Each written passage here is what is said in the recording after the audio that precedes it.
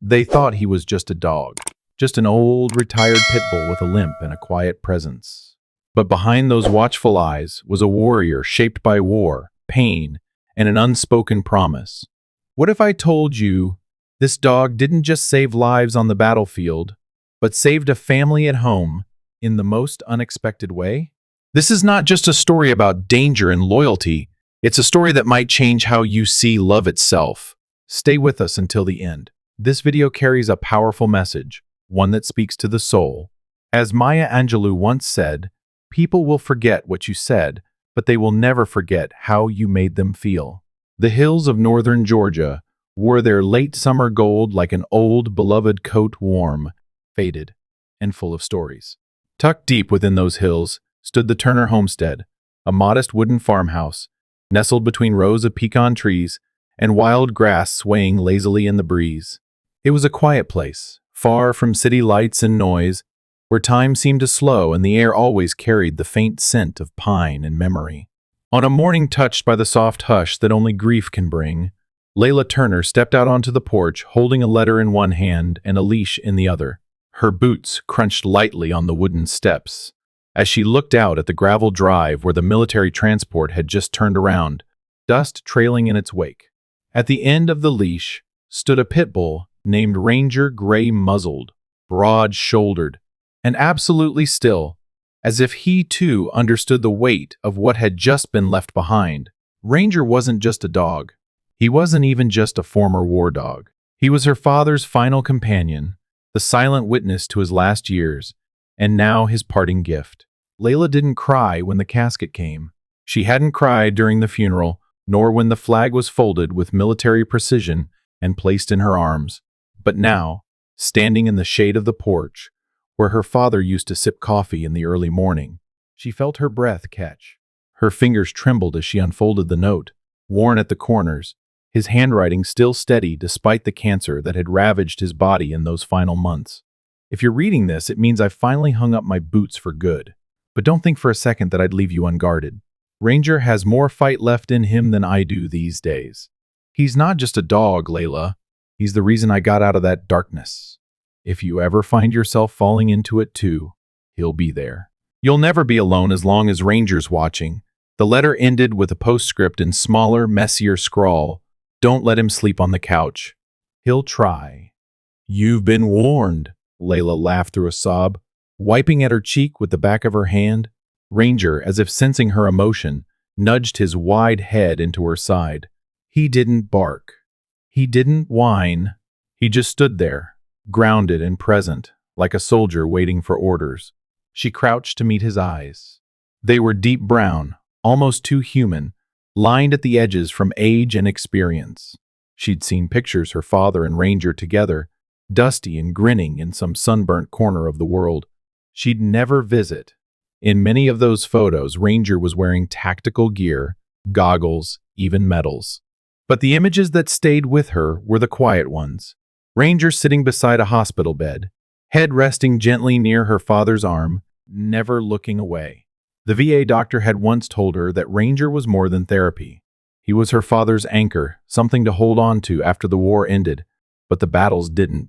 Post-traumatic stress had nearly swallowed him whole in those early years. He'd once called Layla in the middle of the night, trembling, afraid of shadows that didn't belong in his home. Then Ranger arrived, and the calls stopped. Her father hadn't wanted to talk about what Ranger had done overseas. She'd learned bits and pieces through others, about how he'd served in 3 rotations with the Special Forces, detected IEDs under enemy fire, and once pulled a wounded soldier out of a burning Humvee. But to her father, none of that compared to what Ranger did when the war was over. He didn't save my life in Afghanistan, he used to say. He saved it in my own damn kitchen. Now, the dog that had carried those stories silently stood on her porch, waiting for her to speak. All right, Ranger, she murmured. Looks like you and I are stuck with each other. She brought him inside, past the creaky screen door and the old grandfather clock that no one had bothered to wind since her father died. The house smelled like lemon polish and sawdust, like it always did. The armchair still held the imprint of his favorite flannel shirt, the cushion slightly worn at the edges where Ranger had often leaned. Layla set the letter on the kitchen counter and filled a bowl with water. Ranger drank slowly, deliberately, as if he knew he was being watched. Later that afternoon, Harper came home from school and paused at the threshold when she saw the dog. "Mom?" she asked softly, her backpack still slung over one shoulder. "Is that Grandpa's Ranger?" Layla nodded. The Pitbull walked over and sat in front of the 12-year-old, tail still, eyes focused. Harper didn't speak. She just crouched and placed her palm on his chest. "He looks sad," she whispered. "He's been through a lot," Layla replied. "But he's here now, and I think that means we're going to be okay." That night, Ranger lay at the foot of Harper's bed, his breathing deep and steady. Layla watched from the doorway, her arms crossed loosely. She had no idea what lay ahead. Grief was a strange, winding thing, but she knew this. Ranger had seen darkness deeper than hers, and her father had trusted him to lead them through it. Some gifts arrive wrapped in ribbons and paper. Others come in silence, wearing scars and stories too heavy for words. Ranger was that kind of gift, the kind that doesn't just mark the end of something, but the beginning of something new. The first few weeks after Ranger arrived were quiet in a way that felt both gentle and uncertain, like two people trying to learn each other's language without saying a word. Harper Turner, 12 years old and softer than most, watched the Pitbull with a cautious reverence. Some children reserved for thunderstorms or grand old trees. She was a quiet girl by nature, one more comfortable with books and long walks than noisy crowds or small talk. After her grandfather passed, she found herself waking from dreams where he was still sitting in his favorite chair, sipping black coffee and telling stories that always ended with a wink and a grin. But now the house felt too still, too hollow. Ranger became the only connection she had left to him. From the moment they met, Harper didn't try to pet him like most kids would. Instead, she just sat on the porch steps next to him, knees pulled to her chest, and watched the wind move the tall grass. Ranger sat close, but not too close, eyes half-lidded, tracking the treetops with a veteran's calm. His back leg twitched every so often, a residual sign of the injury he'd sustained during his last deployment shrapnel, her mother had whispered. It wasn't long before Harper noticed the patterns. The way Ranger would flinch at sudden sounds, a dropped spoon, the slam of a car door. How he'd start pacing when dark clouds gathered overhead, long before the thunder rolled in. Sometimes, just the flicker of a shadow across the hallway would send him growling low and deep, his body tense, eyes fixed on something invisible. "Mom says you have something called PTSD, Harper murmured one night, cross-legged on the rug beside him. "I think I have it too. I don't growl at shadows, but sometimes I cry and I don't know why." Ranger didn't respond, but he turned his head slightly, ears forward, as if listening. Harper took that as enough. She began reading to him in the evenings. Not children's books, but her grandfather's journals, leather-bound notebooks filled with looping cursive, documenting everything from field missions in the desert to mundane thoughts about retirement, coffee brands, and what it meant to lose sleep over people who never came home. Ranger would lie beside her, head resting on his paws, as if each word helped piece something back together. "I think he missed you," she said once, her fingers brushing his thick coat. "I think you were his best friend," Ranger responded by nudging her foot with his nose, a small gesture, but one that made Harper smile in a way she hadn't since the funeral. Over time, something unspoken formed between them, a routine, a rhythm. Harper would come home from school, drop her bag, and find Ranger waiting by the back door. They would walk the fence line of the property together, Harper in her sneakers, Ranger with his deliberate, slightly limping gait. He never strayed far from her side.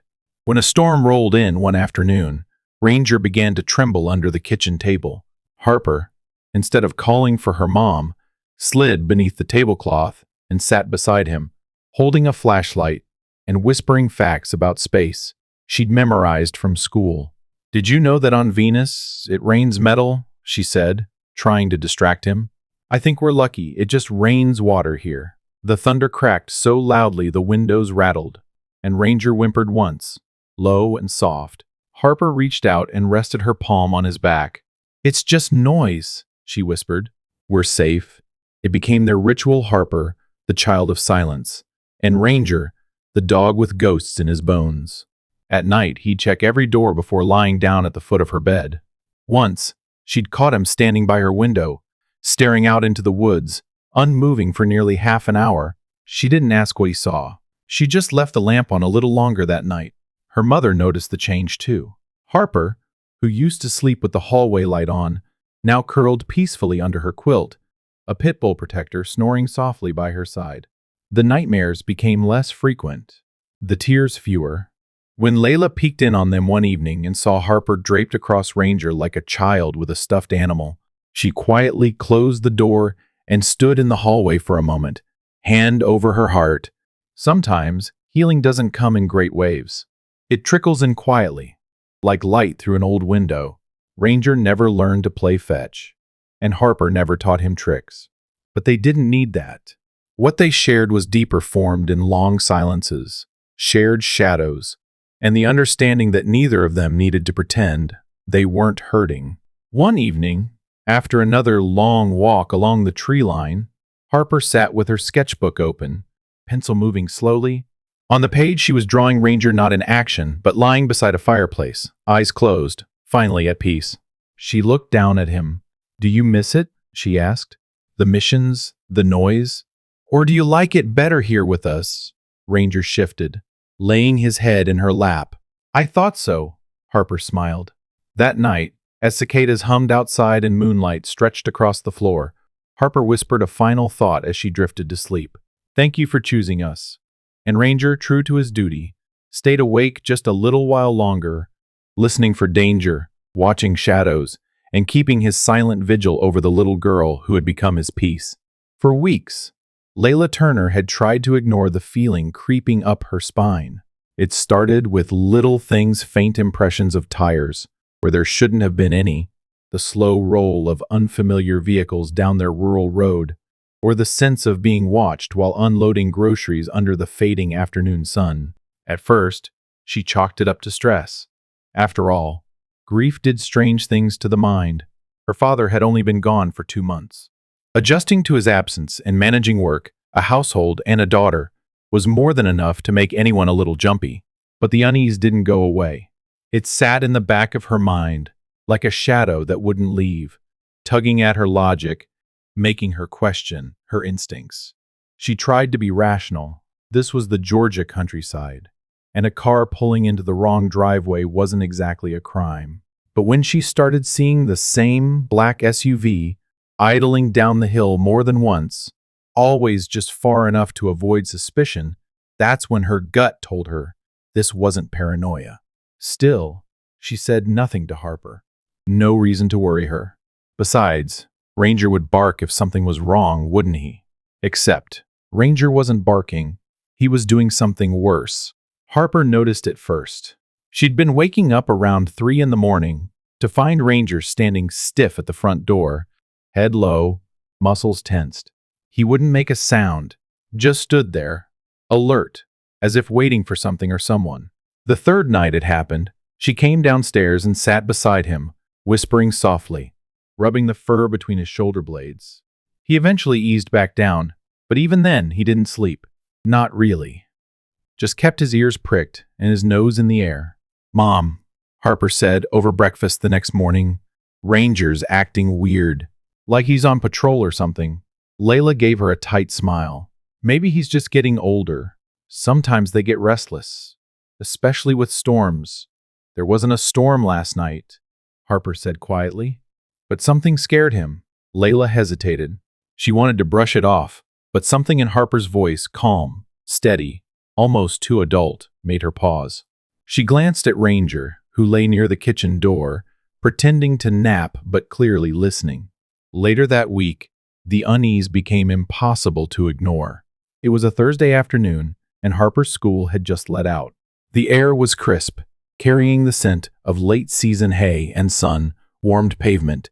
Harper waited out front, with her friend June, chatting about science class and weekend plans, when her phone buzzed. The message was short, "Running late. Beautiful day. Go ahead and walk home. See you soon." "Mom," Harper's brow furrowed. It wasn't unusual for Layla to be late. Her job occasionally pulled her into long Zoom meetings, but Layla always called. and she never told Harper to walk home without talking about it first. Harper stared at the message. It felt off. She texted back, "What's the password?" It was something her grandfather had taught them when Harper was barely 6. In case of emergencies, if someone was being forced to text, the password would be the signal that things were safe. If it didn't come or came wrong, they were to assume danger. There was no reply. Harper's heart started to pound. She tried calling. It rang once, then went straight to voicemail. Without hesitation, she opened her emergency contacts and hit the name Mr. Jenkins. Mr. Ray Jenkins was their nearest neighbor, just under a quarter-mile down the road. A retired firefighter and family friend, he had a key to their house and a deep fondness for Harper's cookies. When he answered, his voice was gruff but kind. "Harper? What's wrong?" "I think someone's pretending to be my mom," she whispered, clutching her backpack. "Can you check on her?" Ray's tone shifted instantly. "Stay put. I'm on it." But Harper's gut twisted. Something told her it was already too late. While this played out, back at the Turner house, Ranger was pacing. He circled the front door twice, then moved to the back. His tail was low, not wagging, and a low growl rumbled in his throat. He sniffed at the edges of the doorframe, nostrils flaring. There was something in the air, something sharp, chemical, wrong. Gun oil. It was a scent he'd come to associate with danger, violence, pain, and now it was here, inside the walls he was meant to protect. He moved through the house silently, nose sweeping from corner to corner. His steps were methodical, trained. In the hallway, he paused at the window and let out one single, controlled huff. Outside, just past the fence line, a figure ducked into the tree line. Ranger's muscles tightened. By instinct, he began marking the door's subtle scratches near the baseboards, silent signals to himself, relics of his old training. He stationed himself near the living room, from where he could see the front and back entrances. He crouched low, eyes locked, ears high, and waited. The sun outside was dipping low, painting long shadows across the fields. Somewhere in the woods, a bird shrieked, startled by movement. In that moment, every cell in Ranger's body remembered what it meant to serve, to protect, to be the last line of defense between chaos and the people he'd sworn to guard, because this wasn't just a home anymore. It was his post, and whatever was coming, Ranger would be ready. The sun had barely touched the treetops when the sound of tires crunching gravel broke the stillness around the Turner home. A black SUV crept up the long dirt driveway, its engine low, its windows tinted too dark for the late afternoon light. Layla, standing at the kitchen sink, froze mid-motion. She hadn't heard from Harper since the odd text exchange, and her calls had gone unanswered. Now, her pulse thudded in her ears, louder than the hum of the faucet still running. She turned off the water and stepped toward the window, heart pounding. The SUV came to a stop behind her car. 3 men stepped out dressed in black, faces half covered with baseball caps and sunglasses. There was no mistaking their posture. These weren't delivery drivers or lost hikers. These men moved with precision, purpose. Ranger, already by the door, let out a low growl. Not loud. Not panicked. Just a deep, quiet warning that said everything Layla didn't want to admit. "They're here." The first knock wasn't even loud. Just a firm rap, as if to say, "We don't need to break in. You're already cornered." Before Layla could grab her phone or think through her next step, the door burst open, wood splintering. The chain lock snapping off. 2 men rushed in, weapons drawn but not raised. The third followed, more slowly, surveying the room with cold, detached eyes. "Layla Turner," he said. His voice was smooth, with a trace of an accent she couldn't place. "You're going to come with us quietly. No screaming." No sudden moves. Ranger barked, then one sharp guttural sound that made all 3 men pause. He stood rigid, positioned between Layla and the intruders, hackles raised, teeth bared. Well, the third man said, narrowing his eyes. "I thought it might be you." Layla's breath caught. "What are you talking about?" The man didn't answer. He nodded to one of his crew. "Secure the house. We wait for the girl." They forced Layla into the living room, Zip tying her hands loosely, just tight enough to remind her she wasn't in control. Ranger was locked in the laundry room, but not before leaving deep claw marks across one man's arm in protest. Layla sat on the couch, heart racing, trying to remember her training from self-defense seminars, her father's long lectures on situational awareness. She looked at the man still watching her, the leader, and asked, "Who are you?" He smiled, but it didn't reach his eyes. "You don't recognize me. I'm not surprised." "But your father would have." Layla's mouth went dry. "My father's been dead for 2 months. His ghost lives on," the man said. "And we've been chasing that shadow for over 20 years. The words hit her like a slap. Pieces began to click into place, drawn from fragments of stories she'd overheard growing up. Stories about a raid in Central America, a covert operation that took down a trafficking network before it ever made national news. Her father had never spoken much about it, just said there were things better left in the dark. "You're from that mission," Layla said slowly. "The one no one talks about." He gave a short laugh. "We were supposed to be untouchable. Your old man saw otherwise. He ruined everything. Got half my people killed. 2 decades of rebuilding, hiding, and now, finally, we found his family." Layla's stomach churned. "You came for revenge, Justice," he corrected. "His sins don't get buried just because he did." She looked away, trying to hide the fear in her eyes. But it wasn't just fear, it was fury. Her father had done what he believed was right. And now, these men wanted to make her and Harper pay the price? Then, something else occurred to her. Her gaze snapped back to him. "How did you find us?" He smiled again, more like a jackal than a man. "We didn't come for you. We came for him." It took her a moment to understand. Then she whispered, "Ranger." The man nodded. "We had intel he was still alive. Thought maybe someone had taken him in. We didn't expect to find him with you." Layla's mind reeled. Of course. Ranger hadn't just served with her father, he'd served on that mission. He had seen these men, maybe even chased them through jungles or into the backs of trucks. She remembered now one photo from her father's desk, taken years ago. Ranger standing over a cache of seized weapons. Her father never explained where or when it was taken. "They trained him too well," the man continued. "He remembers. And we can't have that." It wasn't just about revenge now. It was about eliminating the last threat that tied them to a past they wanted buried. Layla swallowed hard. Her father hadn't just left them Ranger for comfort. He'd left him as a final line of defense, a soldier still bound by an unspoken oath. "You sent him to finish what you couldn't, didn't you?" she whispered, not sure if she was speaking to her father's memory or herself. "You knew they'd come back." Ranger had been pacing in the laundry room, listening, waiting. His body had tensed the moment the man said his name. This wasn't just home anymore. It was a battlefield, and his mission, though delayed by years, had just resumed. Outside, the sun dipped below the horizon, casting long shadows through the trees. Inside, those same shadows began to stir. The silence before it happened was almost worse than the chaos that followed. Ranger lay crouched beneath the cabinet near the kitchen island, his breath slow but heavy, every muscle taut like coiled wire. His injured leg throbbed an old wound that never truly healed, but the pain no longer mattered. It was distant, secondary. All of his focus, his energy, his instinct was narrowed to one singular goal: Harper. He had heard the scuffle before he saw her, the sharp gasp, the thud of a boot against the floor, the stifled cry. Then the front door swung open with violent force, and the cold air carried Harper's scent, fear mixed with sweat, and beneath it, the same childhood soap she always used. She was here, in danger, and they had brought her home like a trophy. Ranger didn't move. Not yet.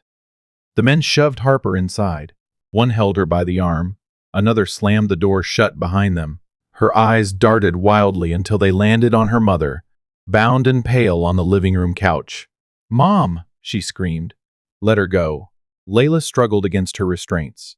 Her face was flushed, panic just under the surface, but she didn't cry out. She locked eyes with Harper and gave a subtle shake of her head, a plea for calm. A mother's desperate effort to protect her child without a weapon, without a plan. Then, Harper saw the man leading them, the one with the cruel smile, and her voice cracked. "Why are you doing this?" He stepped forward. "Because your grandfather thought he could destroy everything we built. But no one erases us without consequence. You're just collateral." And then, from behind the island, Ranger heard the sound that ignited something ancient in his bones. Ranger, one word, one cry. But to him, it was a call to arms. He exploded from beneath the cabinet like a force of nature. 100 pounds of trained muscle and fire surged across the floor. The man holding Harper had only a second to turn his head before Ranger crashed into him with full weight, shoulder first, into the man's chest. The air left the man's lungs in a hollow grunt as he was thrown backward, slamming into the wall. Harper dropped to the floor, scrambling out of the way just as another man shouted, "That's him! That's the dog from Colombia." The name alone sent panic through the room. Ranger, the war dog. The one they thought dead or forgotten. But he wasn't forgotten, and he had not forgotten them either. The third man raised his weapon, but Ranger was already in motion. His training kicked in target high risk first. The gun. The threat. He darted left, then feinted right. As the man adjusted aim, Ranger leapt, jaws snapping around the man's wrist, twisting not to tear, but to disarm. The gun clattered to the floor as the man screamed, staggering. Ranger released him, spun on his hind legs, and positioned himself between Layla and Harper. His lips curled back into a snarl, white teeth gleaming. His growl was low, steady, and filled the room with something ancient and primal. It wasn't rage. It was precision, purpose, protection. "Get him off us!" one man shouted, backing away, hands trembling. But none dared move. Layla, still tied, rolled onto her side, reaching out with bound fingers toward the fallen firearm. She used her elbow to nudge it closer, her eyes locked on the Pitbull holding the line like a sentry of old. "Harper," she whispered, "get the knife from the drawer." "Hurry." The girl scrambled, opened the nearest drawer, and fished out the kitchen knife they used to cut vegetables. She dropped to her knees beside her mother, sawing through the plastic ties as fast as she could. Meanwhile, Ranger stood his ground, panting heavily now. His injured leg began to tremble beneath his weight, but he refused to fall. He watched the men, daring them to try. They didn't. One of the attackers, blood dripping from his arm, glanced toward the open window and bolted. "I'm not dying for this," he barked, sprinting through the broken door. A second man followed, shoving past furniture and debris, yelling curses in a language that had once echoed in Ranger's memory under jungle canopies and burning skies. That left one. The leader. He didn't move. He stood still, jaw clenched, eyes locked on Ranger. "I should have killed that dog when I had the chance," he growled. Behind Ranger, Layla rose slowly, the handgun now in her hands, her breath shallow but steady. "You had your chance," she said. "Now put your hands where I can see them." The man turned slowly, saw her, and smiled bitterly. "You're just like your father." "No," she replied. "I'm a mother." He dropped the last weapon. Surrendered. The room fell still again. Just the sound of Ranger breathing hard, the occasional creak of floorboards beneath Harper's feet as she rushed to his side. She wrapped her arms around him, pressing her cheek into his chest. "You came," she whispered, voice shaking. Ranger licked the side of her face, gently, and sat down beside her. His body trembled, but his eyes never left the doorway. He had answered the call, he had protected his family, and the mission, his most important one, was not only accomplished, it had been fulfilled with love. The chaos had passed. Sirens had come and gone. The lawmen, the medics, even Mr. Jenkins had done their part. The house still bore the scars of battle's splintered wood, shattered glass, the faint coppery tang of blood in the air, but inside, there was only quiet now. A deep, aching kind of quiet that follows survival. That space between relief and grief. Ranger had not waited for permission. Despite his injured leg and a fresh gash along his shoulder, he had pulled himself through the debris and limped toward the front door. Harper had called for him, tearful, insistent, but he didn't stop until he reached the old wooden porch, where the sunlight spread golden and warm across the steps like a blanket. He lowered himself slowly, painfully, onto the floorboards, his side rising and falling with each breath. His body trembled slightly from strain, from pain, but his eyes never left the yard in front of him. He watched the trees sway, the wind chase shadows across the ground. And just beyond the fence, the place where the black SUV had once been. He had completed the mission. Inside, Harper had been inconsolable until she saw him through the window. She burst through the door barefoot, still wearing a dusty school backpack. Her eyes were wide and red, her cheeks streaked with tears and soot. She dropped to her knees beside Ranger, wrapping her arms gently around his thick neck. "Ranger," she sobbed, her voice breaking, "please, don't go." He turned his head slowly and pressed his nose against her wrist. It was soft, intentional. Harper clutched him tighter, careful not to disturb the wound along his side. His blood had begun to dry against his fur, but he didn't flinch. He just watched her, those deep brown eyes full of something more than instinct. They held memory, devotion, peace. "You did it," she whispered. "You kept us safe." She looked toward the sky, blinking back tears. "Grandpa always said the bravest thing a soldier can do is learn how to live in peace. You did that, didn't you? You learned." You came home. Behind them, Layla stepped onto the porch, her hands still slightly stained with dirt and blood. She had been the one to bind Ranger's wound, to press cloth to his side as she had once done for scraped knees and broken hearts. Now she stood in the doorway, shoulders squared, chin trembling. She walked forward and knelt beside them, brushing Harper's hair behind her ear. Then she reached out, her hand resting gently on Ranger's massive head. "Dad kept his promise," she murmured, barely audible. "He's still watching over us. Through you," Ranger blinked slowly. His chest lifted with one more deep breath, and then he let it go. Not in pain, not in panic, but with the kind of release that comes from knowing the job is done. Layla felt it first, the stillness. "No," Harper whispered. Ranger's body remained warm. His head still rested against her leg. But his eyes no longer followed the wind. Harper pressed her forehead to his, and her tears came freely now. They weren't just for him, they were for the silence he'd once broken, the healing he'd helped them find, the strength he'd given without ever needing words. For a long time, no one moved. Even the wind seemed to hush. The porch creaked faintly as Mr. Jenkins approached, holding his hat in both hands, his old firefighter's uniform rumpled and streaked with soot. He stood there quietly, giving them time, not daring to interrupt the sacredness of the moment. Finally, he cleared his throat. "I'll call the vet," he said gently. "They'll help us take care of him." But Harper shook her head. "No," she said. "He's not going anywhere." She looked up at her mother. "Can we bury him here? By the pecan tree? Where Grandpa used to sit with him?" Layla's eyes brimmed. She nodded. Of course, later that evening they did just that. As the sun sank low and the horizon blushed in shades of peach and lavender, the Turner family stood beneath the old pecan tree behind their house, now with a small wooden marker hammered into the earth.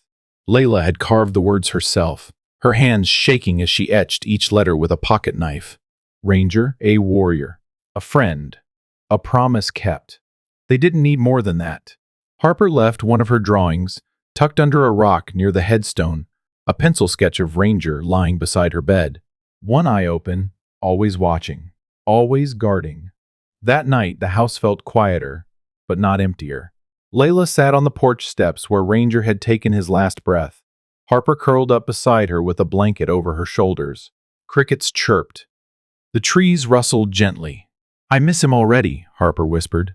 "So do I," Layla replied. "But he's still here." "Isn't he?" Layla nodded slowly, her gaze lifting to the stars beginning to bloom in the sky. "Yes," she said, "he is."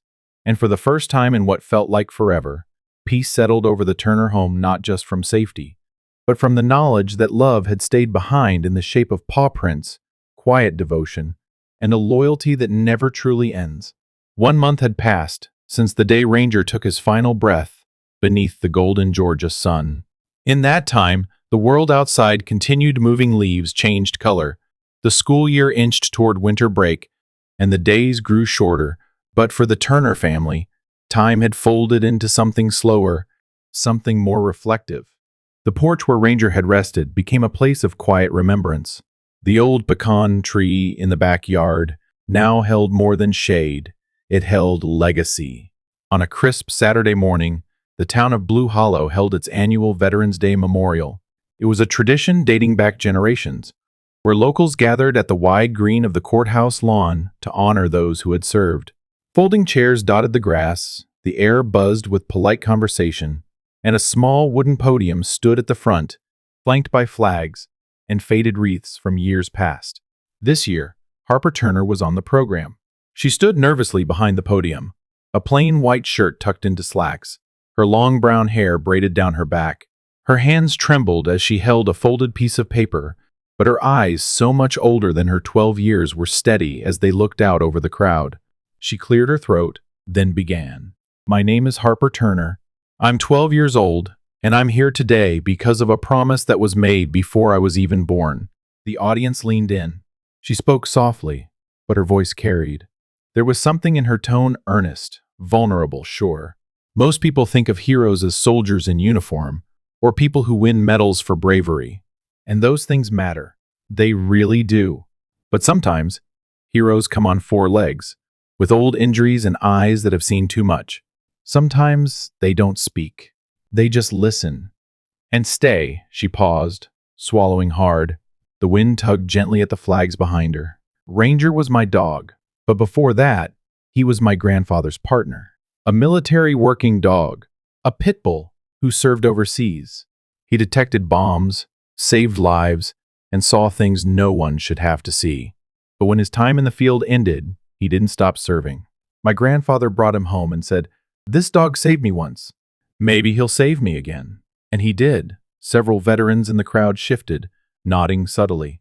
"When my grandpa passed, Ranger came to live with us. At first, I didn't understand what made him different. He didn't play fetch. He didn't bark much. Sometimes, he'd pace at night or flinch at thunder.